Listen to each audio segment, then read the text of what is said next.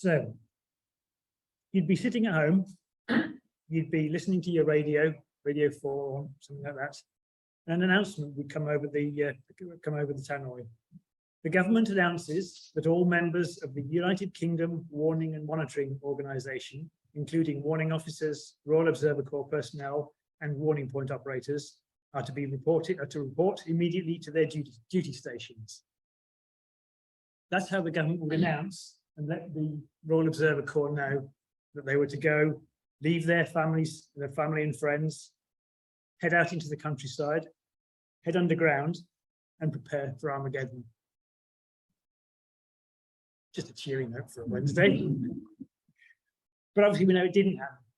But I'd like to, this evening, I'd like to talk about the people that were prepared to do that, the people that were preparing and training during the Cold War, who are now largely forgotten, unless relatives you have were in the Observer Corps. Many people don't know what they did during the Cold War.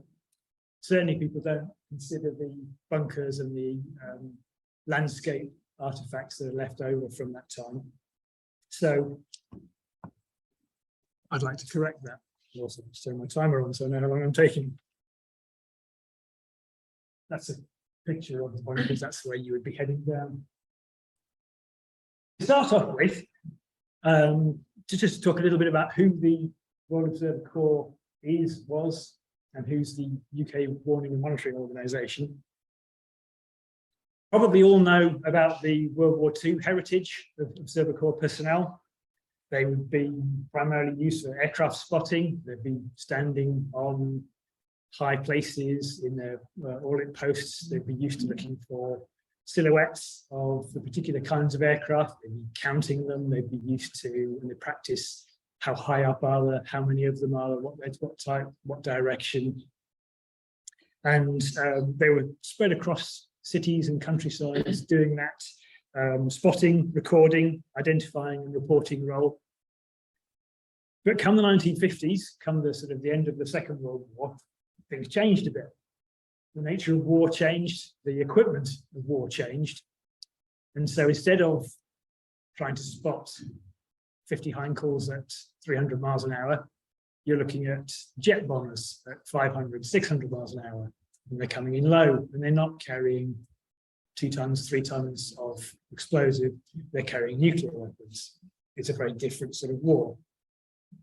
So the Royal Observer Corps and a selection of other organisations were amalgamated in the mid-50s into the United Kingdom Warning and Monitoring Organisation, a sort of coordinated body set up to provide better information, more coordinated information to government and military, to provide for better responses, better understanding of how a Third World War might come out, how it might turn out. There was still some role for the spotting, the aircraft spotting, primarily across in the East Yorkshire area. And there's like a curtain of spotters, still the mid-60s, primarily looking after the V-bomber bases. But primarily the nature of the role was changing, and instead of looking for aircraft up in the sky, you're looking for bombs and missiles coming in far too fast and far more you can see.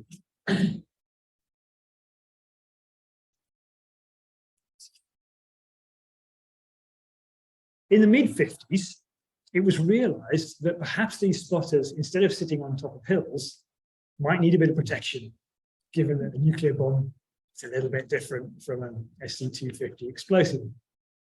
So they started building and commissioning different types of bunkers for the Observer Corps personnel. What I'd like to do this evening is primarily talk about the remote monitoring posts, which are the ones on the right. These are the ones that were scattered throughout the countryside, were staffed by normally 3 people, and were the frontline eyes and electronic ears of the reporting side of the Observer Corps. If you lived in York for any length of time, you probably know about the group headquarters in Acomb. There were also a number of these, the one on the left-hand side there. Group headquarters were, as you'd expect from the name, they were the places where the information that the remote monitoring posts were gathering was sent back to.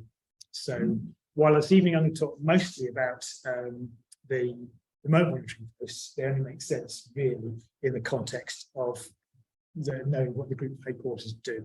So I shall start with them.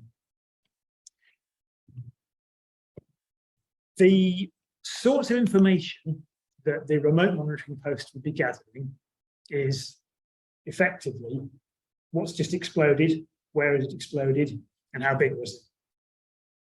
That sort of information would then be required to tell the government, the military, give them a good picture of what had just happened and allow them to plan and execute the different civil defence plans and the military plans that they had. In order to do this, someone needed to coordinate and collect and collate and make sense of all of that information.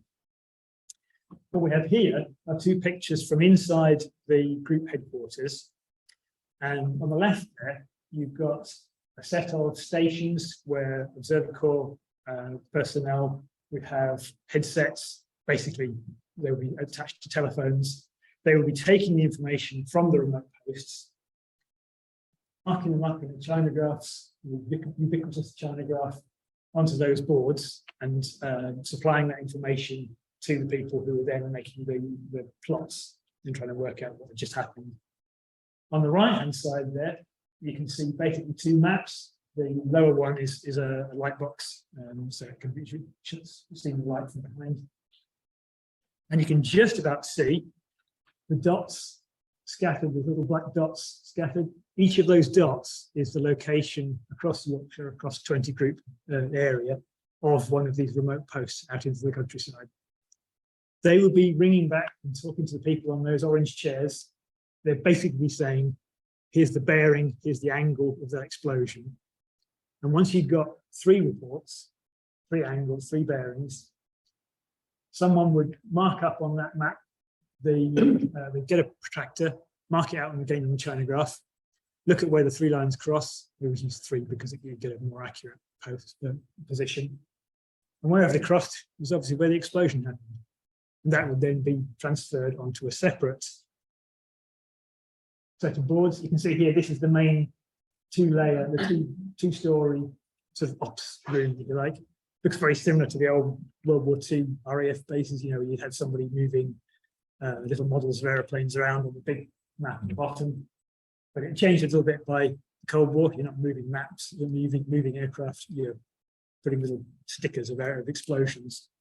And on those blue boards at the lower right there, you can see that's where people would be marking up again, white chinagraph this time. That's where they'd be marking where the explosions had happened. They'd be taking weather data and seeing where the fallout cloud was going to go and predicting where that was going to go, and then using that reporting up to the sector command and to places like Leconfield to tell them where the explosions and what was going on, which cities had to be appropriately dealt with. The boards on the upper left, they see there's the similar ones. That's the other side of where those orange seats were. And the way it would work is people on the other side of that, they would mark up the data next to the numbers, which are the post numbers, and then it spins round. It's got a pivot. And then on this side, they'd see the most recent ones. And on the side nearest the operators, they then rub it all out and start again for the next reporting period.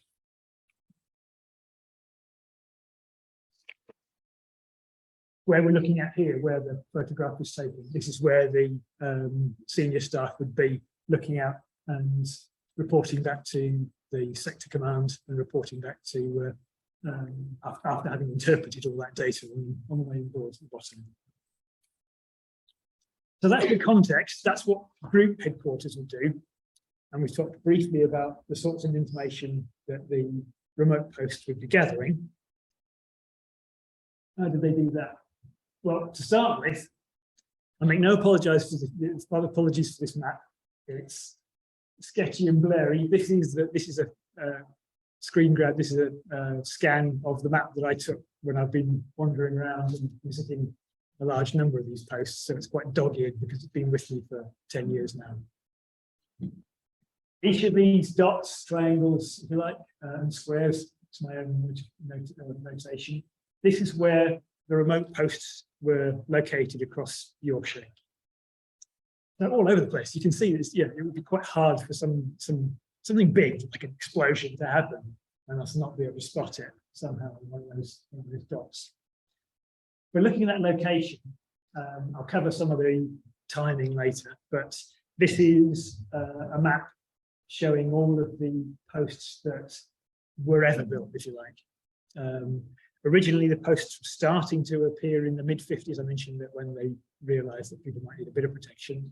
The main posts, the main building set of, the main process of building them started about 1961.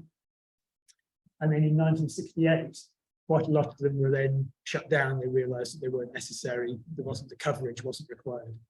But at its height, in the early 60s, there were 1,563 posts across the country. And that's quite a lot of concrete and quite a lot of people inside it at weekends practicing. After the 1968 reorganisation, that was down to about just under 900, but still 900 is, it's a fair coverage. We would certainly be able to know what was going on. The little sort of numbers and the colours next to some of those, particularly the pink ones, that's what became 20 Group. And again, I'm focusing on 20 Group because that's the York, the central on York and the headquarters in Egg. And you can see it's quite a spread. So we've got York right in the middle there, but the coverage of 20 Group starts, it's from Northallerton and Kirby Moorside up in the north, all the way down to Holmesworth and Darnton in the south. It covers Settle and Horton in Ribblesdale up in the Pennines, and goes all the way to the coast to Bridlington and Tunstall, right up on the tip there on the past home. So it's quite an area. And on that previous map, the light board map that we saw earlier on, it was that whole section in black. The locations of the posts themselves, given that this was still really a spotting and reporting role, and given that the World War II Observer Corps posts were always positioned somewhere high, because if you're going to see airplanes, you need a good line of sight. You're not going to be sitting underneath buildings and you're not going to see a lot. So many, or maybe most of the World War II Observer Corps posts were in good line of sight locations. The same is true of a nuclear explosion. Believe it or not, to get good accurate data with it, you need to be able to see where it explodes and as it explodes. So the underground bunkers, regardless of the fact they're underground, they have a surface component, which I'll cover in just a moment, which was looking for the flash from the explosions. That too needed to be in quite an elevated location. So handily, quite often, the new were located in the same or very similar locations to the original World War II ones. Sometimes they had to be moved a bit if it was too boggy, because you can put a raised platform on a boggy area, but you can't dig an underground bunker. Access was often quite a problem as well, given that sometimes an observer team who are wanting to spot aircraft can walk a bit, but if you've got a whole bunch of equipment and generators and stuff, you might need to be nearer a road. So quite often, when they were starting to be built, the posts themselves were built close to a road, often in the corner of farm fields. Nowadays, if you go to see them, quite often you can spot them on a map, because there'll be that little corner of a field that seems to have no purpose, but it's fenced off, it's not farmed because it's got a chunk of concrete in the middle of it. Also being at the corner of the field, it would cause less disruption to the farmer. But interestingly, the ground that these bunkers were placed upon was often not bought by the government. The government didn't own it. They were just rented from landowners for a small number of pounds a year. The landowner didn't actually have a choice if that's where the ministry decided it was going to go, but they gave him something for his time. These posts, these pictures here are kind of I got kind permission from the Royal Observatory Museum Trust. They're actually a place called Hogsback in Surrey, of quite an early one being built, and obviously there was a photo study made of it. You can sort of see the process of how they were built, or how they were constructed. That first going from the sort of top left, then the middle left, then the bottom left, and that's the top right, middle right, bottom right. The first top right, top left one is where you can see the holes being dug and the base has been poured, and you've got some reinforcement bars there already placed within, and you can just about see on the lower left of that picture there's some reinforcement bar in the middle. That's for the toilets. I should show you that later. The second picture, the middle one on the left, you can see here that the shuttering, the formwork is all up. It's really concrete poured, so the wooden shuttering up and the reinforcement bars. And on that top there, that's a poker. That's like a vibrator to make sure that the concrete's all going in and the air bubbles are being removed. Because again, you want it solid. You don't need, if you're going to want this to withstand an explosion, you don't want great air bubbles in it. You can see again, there's the reinforcement bars coming across the top for the roof. And then in the lower left, third picture, that's after the roof's been poured. You can also just about see the left into the middle, the ventilation shafts have been poured in as well, and been poured in there. And you can see some tubes that are for the equipment that I should be coming into in a minute. The fourth picture, top right, is, I'm going to say it's the ideal. This is after it's been painted up with asphalt trunking to make the concrete waterproof, hopefully, because again, these are underwater, they're not necessarily that far above the water table, particularly after a good rainstorm. So that's the waterproofing over the top of the concrete. And the fifth picture, you can see, actually in the fourth, you can see that big pile of bricks. In the fifth picture, you can see that they've built a brick wall around the concrete and the asphalt trunking to protect that concrete and that asphalt, that waterproof layer from the backfill, which is coming. Yeah, then finally, the last picture, that's where it's been backfilled. You can see it's nice and level, and the concrete that sticks up above has been painted for the modelers among you, olive drab.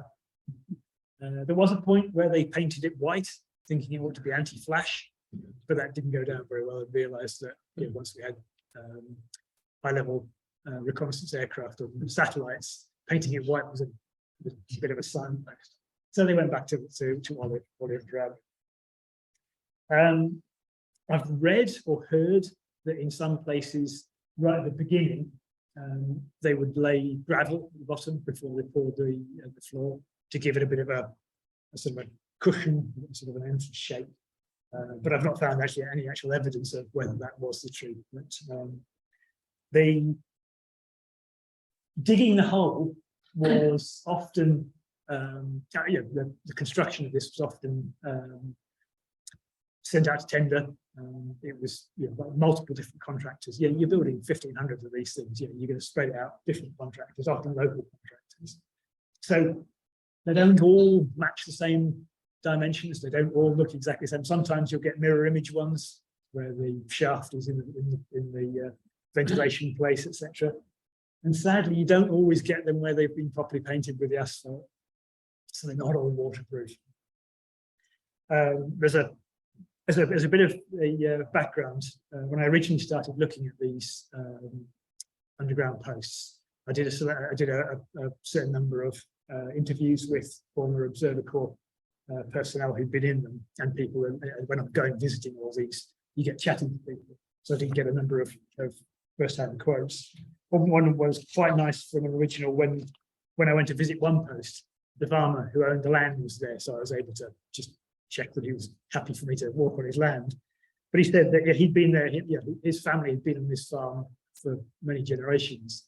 And as a young lad, he remembered the post being built. And he said that he remembered when they were building it, they used a big earth mover to dig the hole, and they left it parked by the side. Because they were contractors, they didn't know the land. My father knew the soil and told them not to leave it there, but they did. And then when they came back in the morning, the machine was in the hole.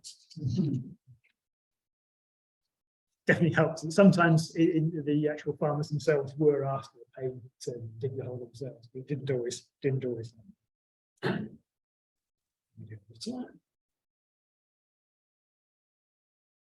This is a sort of a schematic, a much more simplified scheme of what is underneath the ground with the mud and roofs. This is what it would look like, more or less. You can see we're sort of underneath the underground with it. We've got a main room there that's about 15 feet by about 7'6". It's not huge for 3 people to stay in there for up to 2 weeks. On the left-hand side there, you've got 2 little rooms. One of them is the shaft, the sort of hallway, and then that small one on the left there is the toilet. It's it can probably still call it a toilet. It did have a door, and it did have an L-SAN chemical loo in there, but it was mostly a broom cupboard. When you actually visit these, they're mostly it's the storage area, because it's not salubrious, particularly when you're underground. Yeah, so that's a loop. So got, as I mentioned, the shaft here on the left-hand side. That's between 2'6" and 3 foot square. So again, it's not a lot. And you've got an iron ladder running all the way down. It's an example. When I went to go and photograph one, I had nice sort of reasonable coat on because it was chill, and I had my camera bag, and I couldn't fit down the camera bag separately. And when I was in the shaft with the ladder, I filled the shaft. And I'm not a big guy. Very tight. And you can imagine trying to get any equipment down there, it would have to be. And you would use ropes and you'd lower things down. On the other right-hand side there, you've got the secondary ventilation shaft, which provided, as I say, there were two sources of ventilation, but really they're just holes up to the sky. They didn't actually have any filters. They didn't have any particular air filtration or any air protection. They just had a shutter, so that when the fallout was coming, when the radiation was going too high, the staff inside would just pull the shutter shut and use the air that was still down there.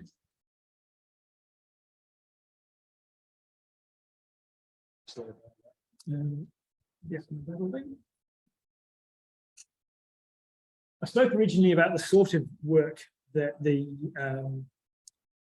staff and the personnel inside the bunker would do. So they'd be looking for the explosions, trying to plot that and work out what information needed to be sent back to group headquarters.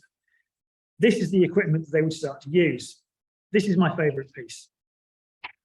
This is called the ground zero indicator, and it's basically a pinhole camera. It's a glorified pinhole camera. You can see here on the left-hand side, that white drum is the lid, the case that will go over the equipment that's in the middle there. And you can just about see on this side, that little black dot on the white drum, that's the hole. That would match up with that curve on the inside.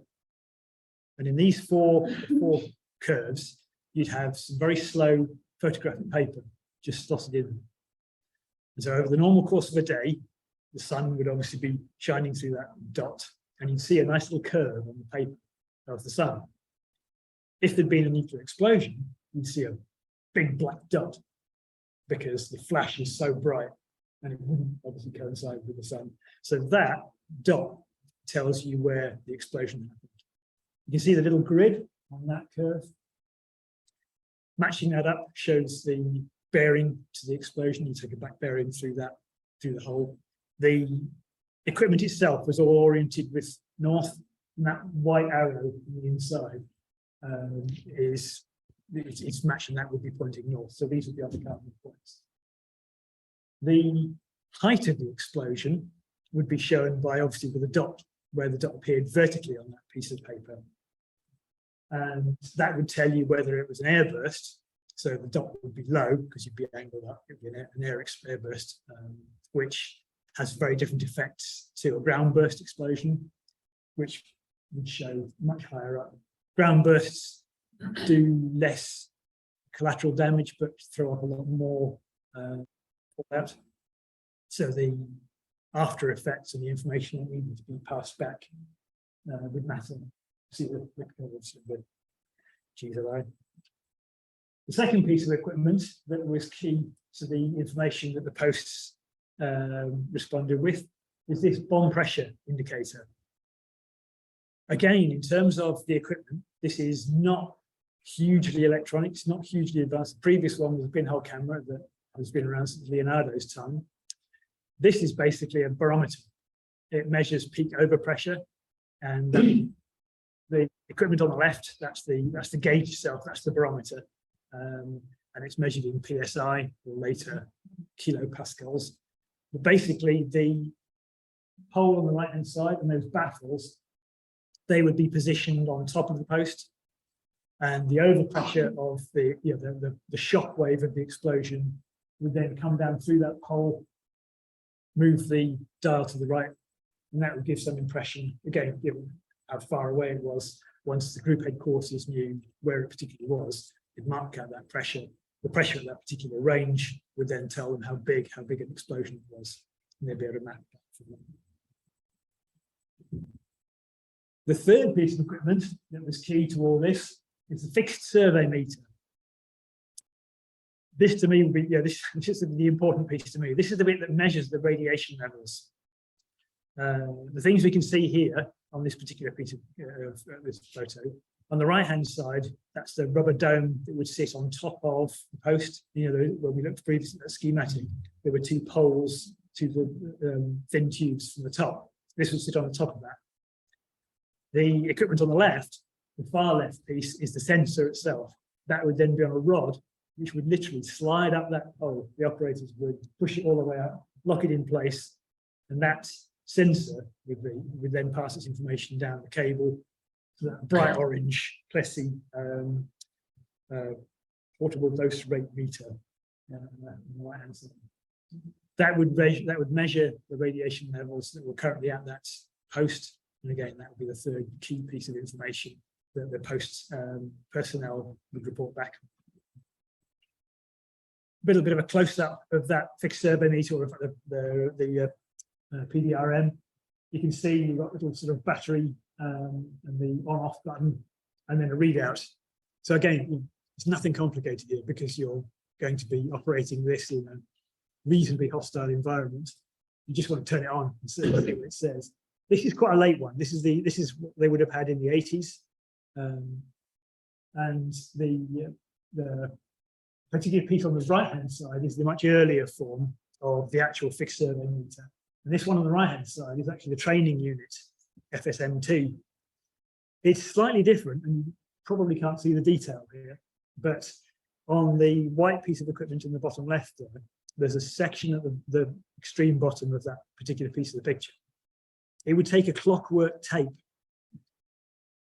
and for exercises, when the crew were all in the particular post, a messenger would come around with a pack of information with what the weather was going to be like for the exercise, for the reporting, and for a reel of tape that would then be slid into that. They would turn at a particular point when they heard over the teletalk that the exercise was starting, they'd turn and set the clockwork off. And that tape would then register different values on the dial itself, and so simulate radiation levels. And so then all the different posts would record and report the actual, what looked like actual settings from the simulator. Until sometimes they got them in backwards, and that caused chaos at group headquarters because they were trying to plot figures that didn't add up. And whether they did that on purpose is another question.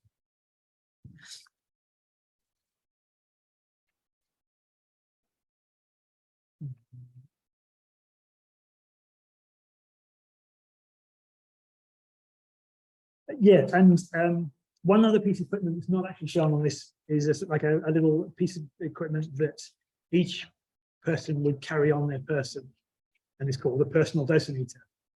It's a measure of how much radiation that particular member of staff has absorbed during that period. You can reset them, and they reset them at the beginning of exercises, but it basically worked out how much you'd absorbed. And I asked a former member of the Corps, I said, well, what happened when it got above a certain level? He said, oh, well, then you're off duty.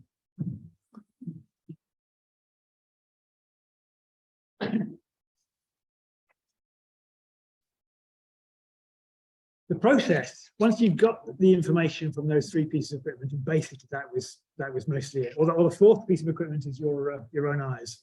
That was always a useful piece of equipment. You then go through, as in any military or government or any big organization, mostly admin. You'd have the forms to fill out, you'd have the post diary to fill out, information to plot on, they would have their own copies of that map, as you can see there on the wall. You have the meteorology to check, roughly, how much wind, how much cloud, is it raining, all this stuff affects fallout patterns, so all of it's important. There's no particular equipment they would use for it. They just go up the post, open the hatch and have a look. And there's all sorts of pieces of advice they get and forms to fill out, but that's basically it.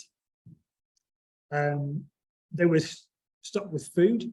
They would have food down in the posts. They'd have water, enough water to last them approximately 14 days, until they used to also carry the old Steri-tabs, because that water, after it's been in there for maybe a year or so, you'd want to re-sterilize it and make it a little bit. And the food was the old military rations, if you can remember, the old pale yellow tins, and biscuits brown. Everybody likes biscuits brown. But it is worth saying that most of this food was anything up to 15 years old. And occasionally during exercises, they would get instructions to eat the food, because it was nearly out of date and they were waiting for the next 8-year-old batch from the army to be delivered. It's not one lot. As I understand it, most times on exercises, they'd send the number 3 observer for some fish and chips.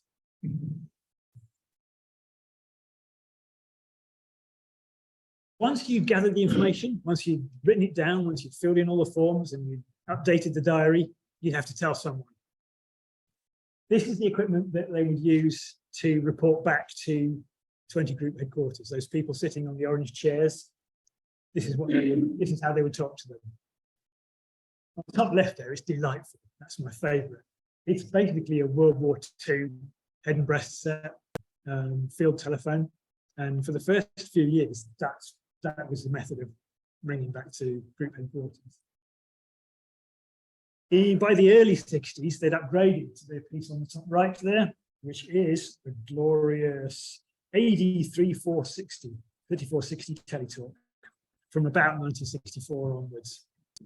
It was plugged into the phone lines, and again, you can sometimes spot, if you don't have a map, you can sometimes spot underground monitoring posts, because you'll see some telegraph poles disappearing off into a field and then ending for no apparent reason. It's because they were the telegraph poles for a post. The majority of posts were telephone. They were just landline communications. You can see a nice big, sturdy, comforting grey box with a single switch marked talk or not talk.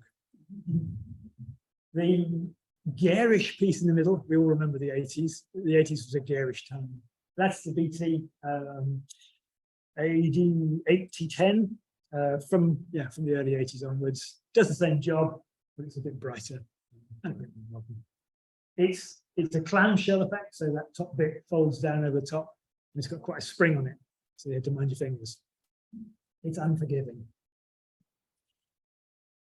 Then most posts were landline posts. There were one post per 3 or 4 in a cluster, would be called a master post, and it would actually have a radio. And at the beginning of exercises, they would have to start the generator, lift the pole, plug it into an attachment on the side of the ventilator post, and test that radio. And the way it would work is that a particular cluster would talk to each other and then report to the master post. And then if the master post couldn't then contact the group headquarters, the master post would use the radio, but it would use the phone lines by reference. It's worth saying, I mentioned generator, most posts didn't have generators, because all the equipment I've shown so far is all analog. It's not even powered. And even this would be powered by the telephone lines themselves. There's no separate power required for the old telephones, that for any of the old phone, the old dial phones. Most posts did have a battery, a 12-volt battery, and a 6-watt bulb, which would last, I think, about 8 to 12 hours. Very good. And we're talking underground. That's all the light they had. They'd take torches and such, but officially, that's all they had. Once you've recorded all the information, once you've reported it back to headquarters, you've done your monitoring side, but it was the UK Warning and Monitoring Organisation. Local posts also did have a duty to warn the local inhabitants. So once the information, once they begin authorization, they would then basically sound the alarm. And here's 2 pieces of equipment that they would use. The one on the left-hand side there, again, you recognize it, it's the classic Seeker Mac air raid siren. You would just wind the handle and make the air raid siren. And again, even into the 60s and 70s, they were still using that for local warning. On the right-hand side, you've got a set of maroons, they're flares, very loud, very bright, in a particular pattern. And if you were near a post and you saw that go up, you knew that that was your 4-minute warning.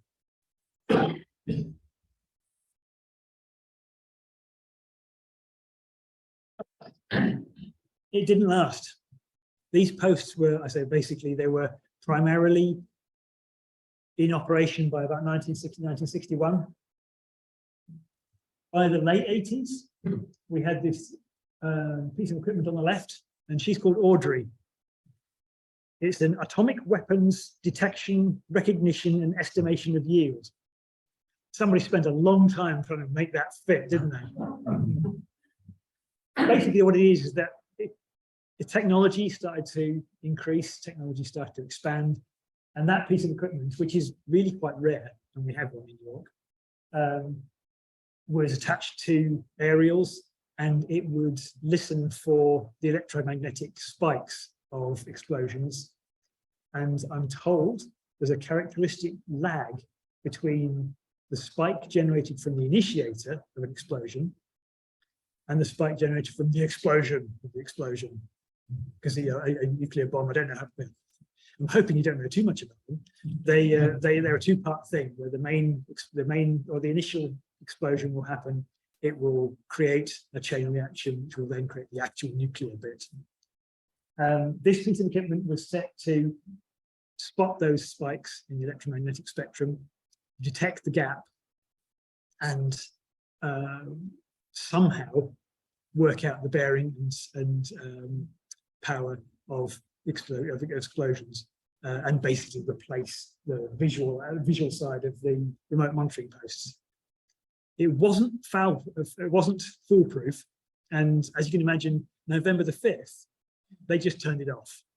It was also not great on bad thunderstorms, but usually thunderstorms have a much lower range than a nuclear explosion. So if they got detections and it was only on one and not another, they'd probably think it was, and obviously if we went to war, they'd guess.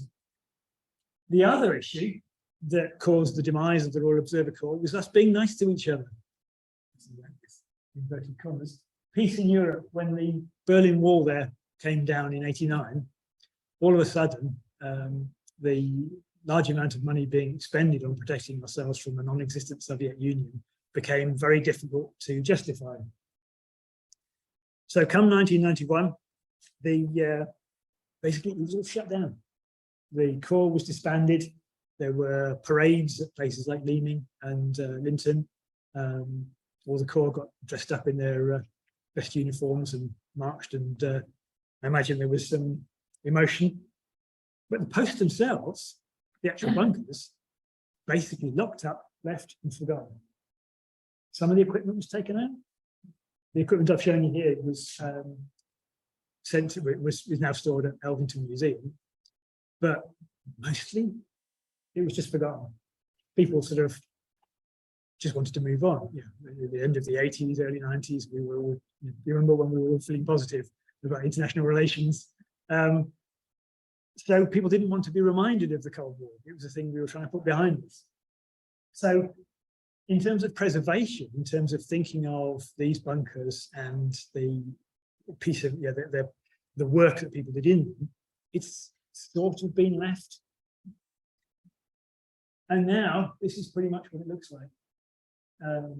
As a bit of a background, I've got quite a lot of photographs of these things. I did a photographic study exactly 10 years ago this year. And originally it was to coincide with the 50th anniversary of the Cuban Missile Crisis, to see what's changed, what artifacts of the Cold War did we still have. We're just past the 60th anniversary of the Cuban Missile Crisis, just 2 or 3 weeks ago. And I imagine, given that these photographs are 10 years old, many of these haven't got any better. These are, you can see it interesting on the middle one there, that's a ventilator from a master post. And on the left-hand side, you can see there's that little disc that's just hidden by grass. That's where the radio aerial would have been plugged into. They're very picturesque from a photographer's point of view. I really enjoy visiting all these locations. But if I was thinking as a sort of a modern day archaeologist or looking for archaeology of the future, not so encouraging. Send me a couple more pictures. This one on the left is quite an interesting one. That's Tolleson, I think. You can see in the background there, framed by concrete, is the remains of the underground shelter. The big piece of concrete in the foreground, that's the World War II shelter. That's an all-in type 2. So it illustrates what I said earlier about the locations quite often being in the same place. And it made a great picture. On the right-hand side, you can see just the tip of the decaying ladder and nice bit of bramble reclaiming the land.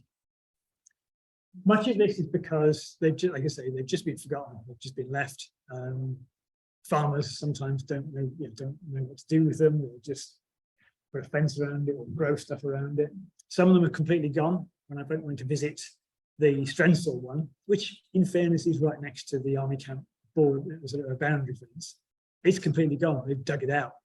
I'm guessing perhaps it was an issue, a security issue.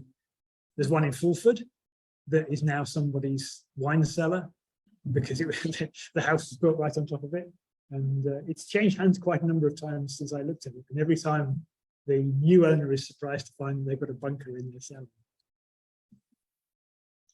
Some of them are reasonably well preserved. This one I went to visit is in South Yorkshire.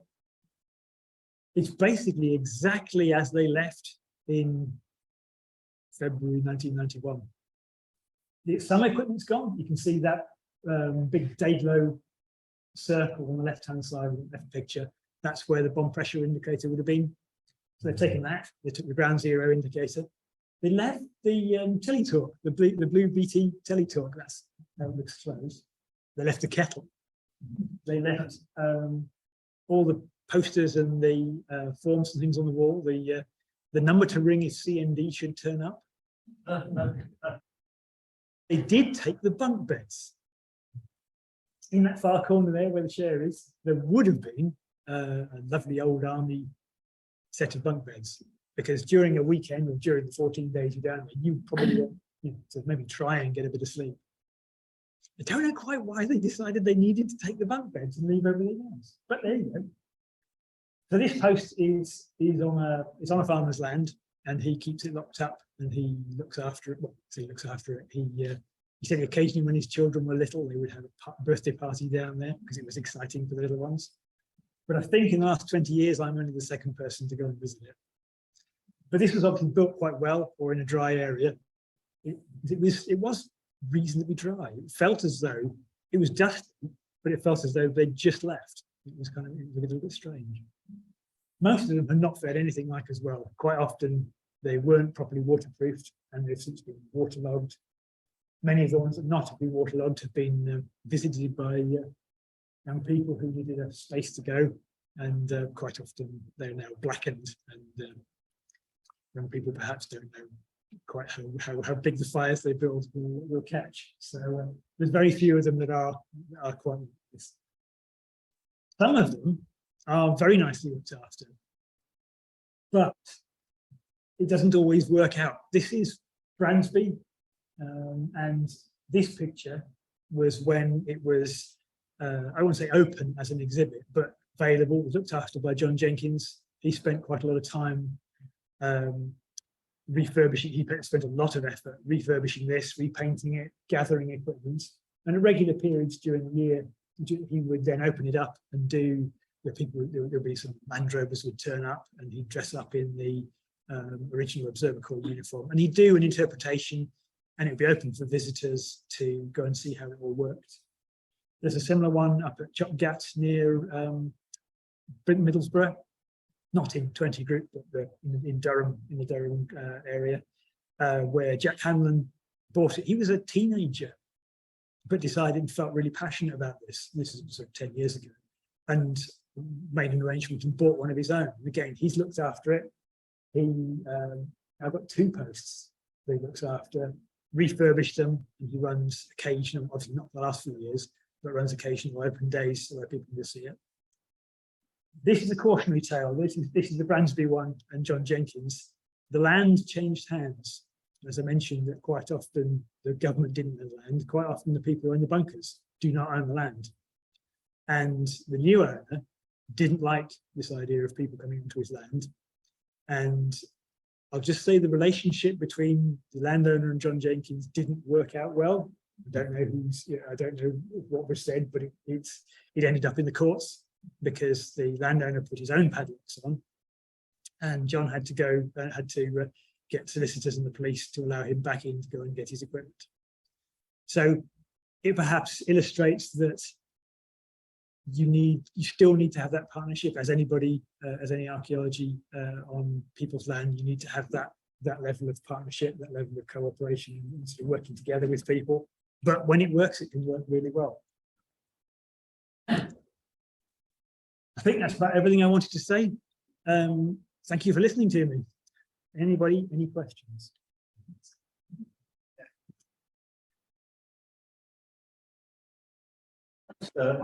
Thanks, Greg. There's only a couple on the chat. One of them was from Rita Wood, who said that, of course, that method of construction of cut and shut has been done since the days of the crypt at Ripper Cathedral. And Angela Wheatcroft put it in and said, well, there are some metro stations in the Netherlands where they've sunk a big hole and then put a lid on. But and it's the idea of the archaeology, isn't it? Imagine if you found a ground zero indicator in a field. Nobody but a select few would know what it was. And this archaeology is an amazing dimension, I think, where you keep seeing these things in fields. I never realized there were so many. And I was a civil servant, and yet it's a huge amorphous organization. I started in 1990, just as all this was coming to an end, but there were still whole bits of equipment lying about and still in use. You know, it's quite interesting trying to be a covert organization and everybody's using diesel Astra estates. It's a bit of a giveaway, isn't it? Any questions, anyone? Yeah. It's on the air. It probably is. It's not one I visited. It's just a hole in the ground.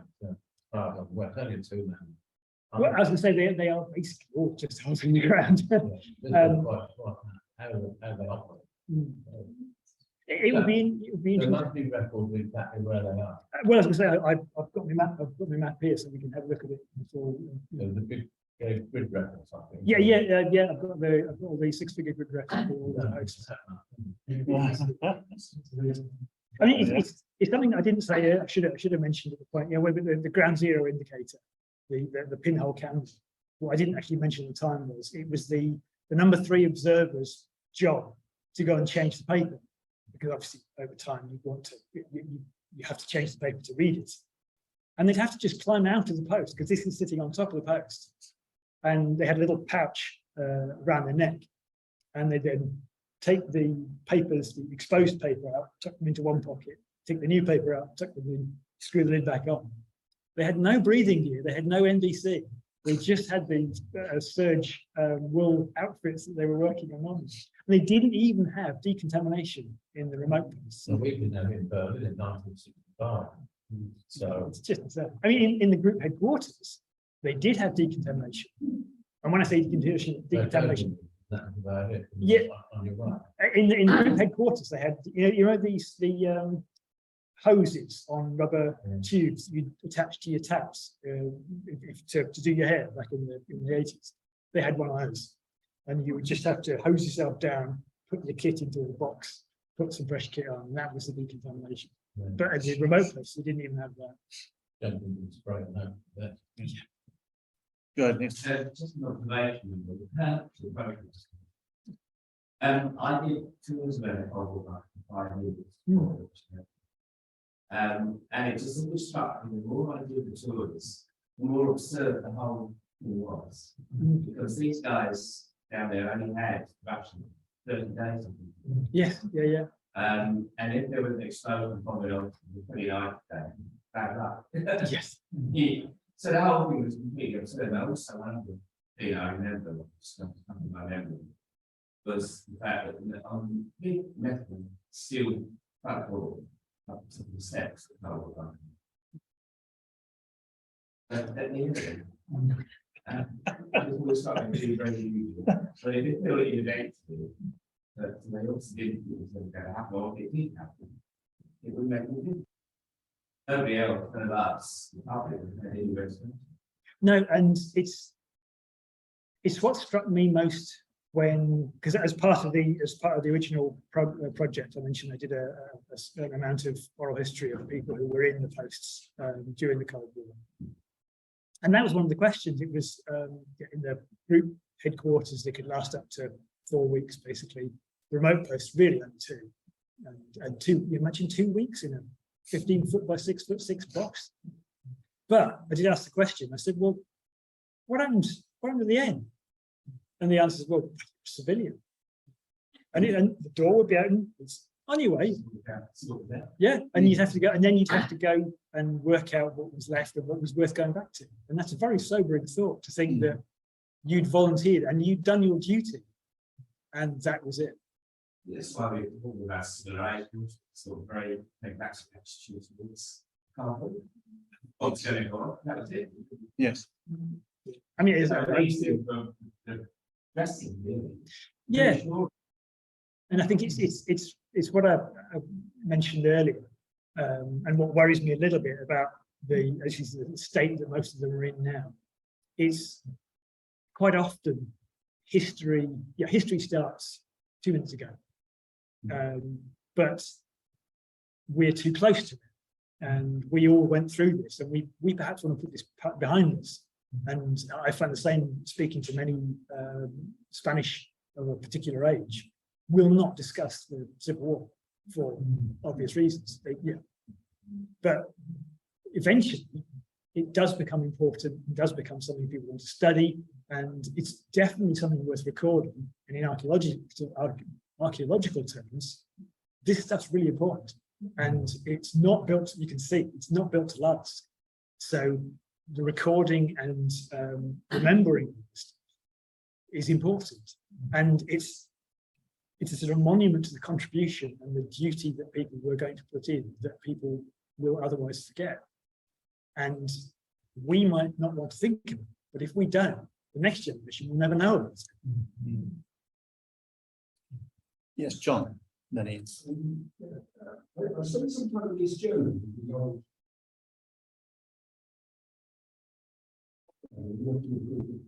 largely scientists, came across something rather similar. And I think it's strange. It's unused. It's not being used to about anything fire or something like that. But that raises the question on the other side. Just for the people online, the questions is was the same thing happening? What was happening on the other side of the Iron Curtain? And personally, no, I have not been. I was last in Germany when I was a teen, and we didn't go down with a lot of bars. However, on the Facebook, as you'd expect, there are some amazing groups, and there's I believe it's just called Cold War Bunkers, and there's some mad people on the internet. But some of the Cold War bunkers, some of the bunkers in Poland and the former Czechoslovakia, and Eastern Germany. They're amazing, sort of 4, 5, 6, 7 stories deep. And you sort of peer down the spiral staircase, it just disappears. And they occasionally do tours. I did see an invite to one. It was a 3-day tour in Poland where it was mostly bunkers and vodka. And I thought, by day 3, I don't want to be in the ground, you guys. That's not where I want to be. But the bunkers are fabulous, and there's some amazing photographs. So yeah, no, I'm properly jealous. Ian Tempest. How did it work with the guys? Or with the women, by the way? Yes, good point. But what I'm thinking, 2 weeks on, 2 weeks off. I can't believe that they down there for In terms of looking at the rotas for or the duty for observers, it was, as far as I understand it, I've not looked at full duty rosters and things, but it was basically a bit like the Territorial Army. It was primarily, and if you speak to most former corps members, it was mostly for the social life. It was good fun. It would be weekend exercises. There would be training evenings where they would practice using the kit, or they would learn out a particular lecture. They still did aircraft spotting, and they would be using some silhouettes and such like. So it was really, again, if any of you were in the TA or anything in the 80s and 90s, that it was sort of, it was having a go at weekends and evening, and enjoying the equipment and enjoying the social life and the camaraderie. There was a lot of, there would be dinners, there'd be Christmas deals. As you say, it was going to say reasonably evenly spread between male and female members. There was a lot of women in the Observer Corps. Posts were multi-gender posts, and quite a lot of marriages were started down at post. Many were ended down post. There was one woman I spoke to. She met her husband when she was in the Corps, and then when she had children, they would sort of take it in turns. And I did say, well, so just thinking, if you're a Corps member and your husband's a Corps member, and the Corps went out, what would happen? And she said, well, we'd have trouble with childcare. I'm guessing that's as far as she wanted to think about it. But no, it was mostly weekends. If it actually went off, 2 weeks, and that would be about it. There'd be nothing much. There'd be not a lot of point after 2 weeks. That's as far as these posts would last. The group headquarters were made to last about 30 days, but honestly, seem to remember reading somewhere that NATO never expected the war to last more than 2 weeks, because by then either you started talking or it was Yeah. Yes. Was there anything with what was going on the plane? Did it make a difference? No, very much. No, as when I mentioned the UK warning monitoring, Fylingdales was part of that. They were obviously big bit. They were the key radar for the original golf balls at a certain range, but that was to supplement the reporting. The radar's not necessarily good for detecting explosions, detecting the missiles or the jets carrying bombs. But they knew that the sort of weird pyramid thing that reaches halfway to Siberia. Yes, John. We're just on that with the 4-minute warning we all were up with. When were the observer corps then likely to be told to go down there? I mean, presumably it would be long before that. They'd Yes. get there on their bicycles otherwise. Yeah, there was a certain state of political uncomfortableness, at which point that broadcast I mentioned would be announced. In accompanying with that, there was a reporting process, basically all telephones. It was all landlines, and so the #1 observer or the cluster officer would be contacted by UKWMO he'd be told to go and contact his number ones. They would all then talk to their number twos and threes, and they'd start to staff up. I believe it was called, they would get a telephone call, and I think it was Fandango. It would be that was the code word, and that was they had to go and get the kit on, grab the small kit and get in the car. And I believe is it Toxin Bang is the one where it's not an exercise. I asked the question because I was brought up in Driffy. You know, during that period, it was the centre for a network of Thor missiles. And it was around about the same time as that report when I was a teenager when filing there came to the street with its 4-minute warning. But I mean, it was general knowledge, and I've read about it since, that even if they had this political instinct that something was about to happen and they were ready to go, it would actually take 15 minutes to launch those missiles. And with a 4-minute warning, it always seemed that was a pretty uncomfortable equation, really. I think it's like often happens. The 4-minute warning is something for the media to cluster around. I believe it came from the point that when the warheads re-enter the atmosphere and they started to be detectable, it's about a 4-minute fall time from atmosphere to ground. So it's not actually when they launch. They launch, as you say, 15-20 minutes, probably even longer before. And then they'll launch up into the atmosphere. They'll separate out into the launch vehicle of the warheads. Then the warheads will come down into the assigned targets. And that's I believe that's where the 4 minutes comes from. But who can do anything in 4 minutes? Yeah, I'd probably rather not know. Yeah, John. There used to be something called RSG, the original 65, which I think was all secret.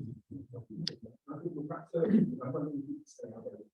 I know very little about those because for a change, I've been focused on the things I've been reading about. It's very rare for me. But as I understand it, yes, the regional seats of government were sometimes co-located in the sector controls, but they were basically the same, but much larger because they would be housing more people. They would be a little bit more comfortable because the people in them are obviously government. And they're the ones who have the budget. But they've mostly been closed down or been reused for storage or office space now. They weren't all underground. It's worth saying that some of the early coverage from York, I mentioned that they're from post 68. Before that, 20 group in Aiken was done. But another Royal Observer Corps post was on the Knavesmire. And you know, it's the Knavesmire folk, the football. I remember that publication. I met them, but it's all the processes you talked about today, and all the basic seats of government and models have all worked. English Heritage do a fabulous book. It's probably it's English Heritage. Yeah, it's a big A4. Yeah, it's about half inch thick. Yeah, I didn't bring that one with me, but I did bring with me there's a book on exclusively the underground monitoring posts. But I did meet the photographer who took the photos for that English Heritage one. Just take one more from Ian Pattinson. This is not personal to me because I work. Yes, Royal Commission on Historical Monuments was amalgamated. It was taken over by English. And the only reason that I was where I was, the Shelley House, was because they needed somebody in the office who would sign the secret act. And there was a strange thing in the back that is now the only thing that is surviving as a forest cat. And I've got a copy of the guidebook, which again was put forward by various people. I used to put it.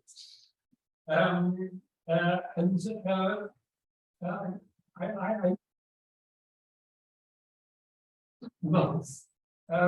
They tested it out, and a lot of proofs came up presumably was a system with a radio.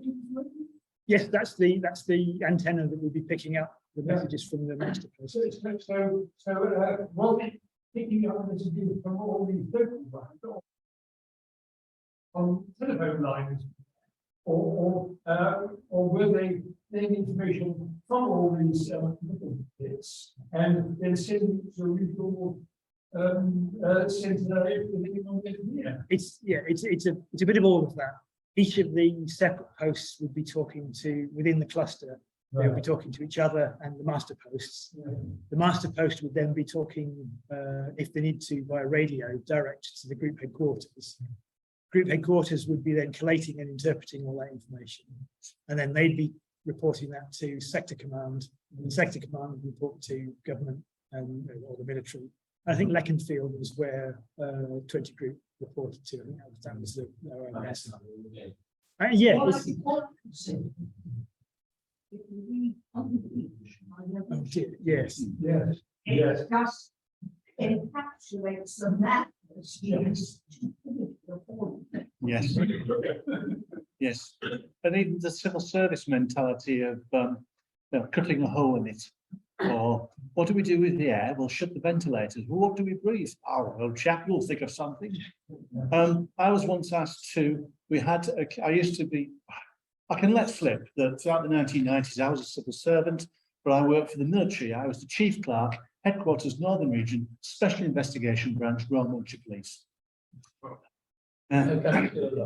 Yeah, we never solved anything. But even then, we had cases where I looked in the Manual of Military Law, and there's a supplement, Volume 3, Additional Powers on Trials of Civilians. In such an station like this, the additional powers of a military court try civilians.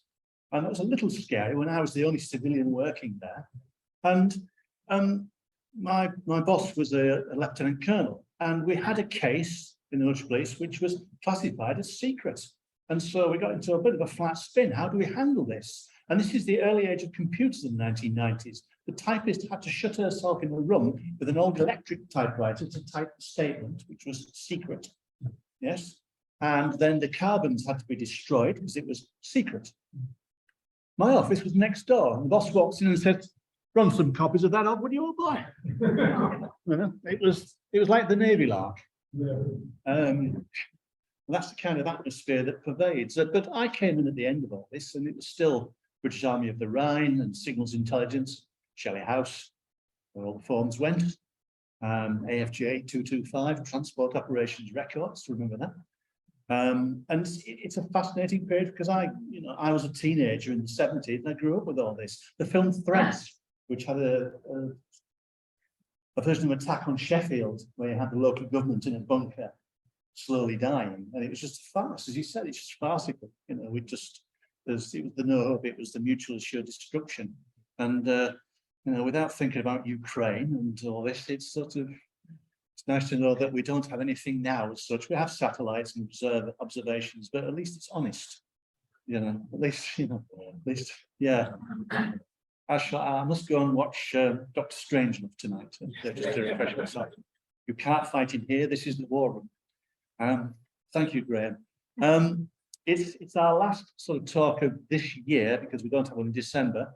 So I don't probably see you much out there. So I wish you a happy Christmas for next month. And we'll see you hopefully in January for our next talk on Gundry. But I'll just say a big thank you to Graham for tonight. It's been